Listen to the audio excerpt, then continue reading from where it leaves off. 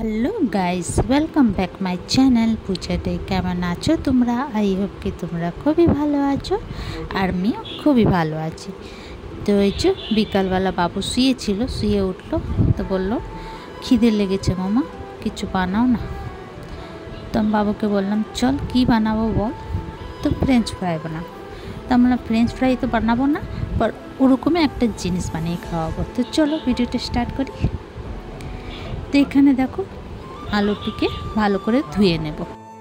এখানে আমি বড় সাইজে 4টে আলু নিয়েছি। আমরা 3জন আছি, এই 3জন হিসাব দিয়ে 4টে আলু নিলাম। তো তোমরা ওই হিসাব দিয়ে আলু নিও আর সিদ্ধ করতে বসিয়ে দিও। তো এখানে ভালো করে ধুয়ে মধ্যে দিয়ে কেটে সিদ্ধ করতে বসিয়ে দেব।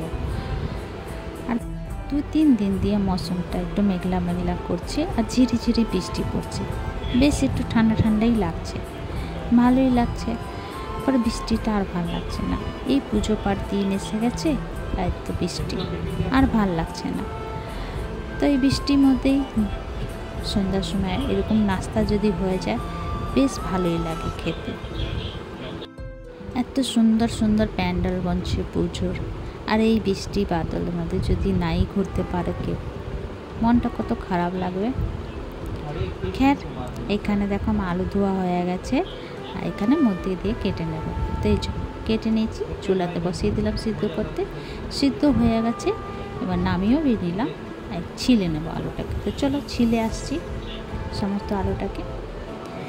এবার আমি গ্রেট করে নেব। তোমরা চাইলে হাত দিয়ে ম্যাশ করতে পারো, पर আমি গ্রেট করেই নেব।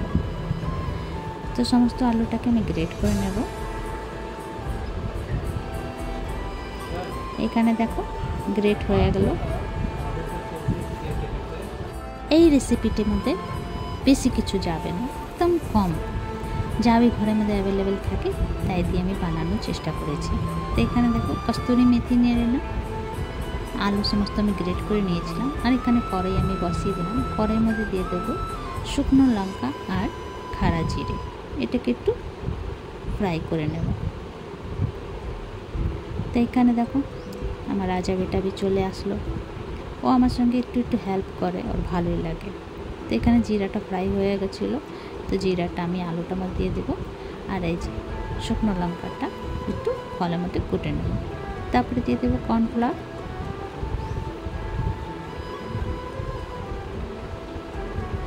স্বাদ অনুসার নুন দিয়ে দেবো, আর যে লঙ্কাটা কুটে রেখেছিলাম সেটা দিয়ে দেবো। একটুখানি হাতের মধ্যে তেল লাগাবো, তারপরে এটাকে মেখে নেব। তা আমি যখনই রান্নাঘরে যাই, তা আমার ছেলে সুন্দর এসে কিছু হেল্প করে, আর বেশ ভালোই লাগে রান্নাঘরে আমার সঙ্গে হেল্প করে। তো এই যে সানা হয়ে গেছে, এবার ছোটো লেয়া নিয়ে গোল গোল করব। এই যে এইভাবে।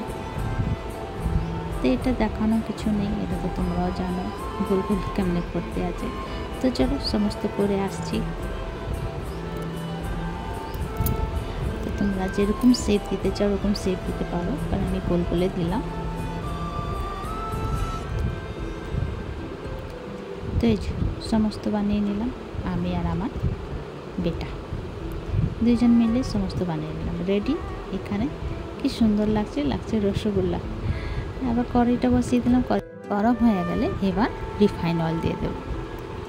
তো রিফাইন অয়েলটা একটু মিডিয়াম গরম হলে এটা এক একটা করে ছেড়ে দেবো। তো এখানে দেখো বাবুটাও দিচ্ছে, আমিও দিচ্ছি। তো সুন্দর করে একটু ফ্রাই করে নেব, গোল্ডেন ব্রাউন, একদম ক্রিস্পি হয় খেতে, খুব ভালো লাগে খেতে। তো এই যে দেখো কালারটা কত সুন্দর এসেছে। রেডি। এবার বাটিতে নামিয়ে নেব। তো এই যে রেডি। তো তোমাদেরকে আমার এই ভিডিওটা কেমন লাগলো? ভালো লাগলে প্লিজ লাইক, শেয়ার, কমেন্ট করো, সাবস্ক্রাইব করে দিও। আবার নতুন ভিডিওর সঙ্গে দেখা হবে। তো তোমরা সে ভালো থেকো, সুস্থ থেকো। ভিডিওটা কেমন লাগলো কমেন্ট করে নিশ্চয়ই জানিও। ইউটিউবে দেখলে সাবস্ক্রাইব করে দিও, আর ফেসবুকে দেখলে ফলো করে দিও। এখানে টমেটো কেচাপ দিয়ে, আর এই যে বেশ খুব ভালো লাগছিলো খেতে। বাবু তো বললো কি মা খুব টেস্টি হয়েছে। তো চলো ভিডিওটা এখানে শেষ করছি। Bye bye, take care.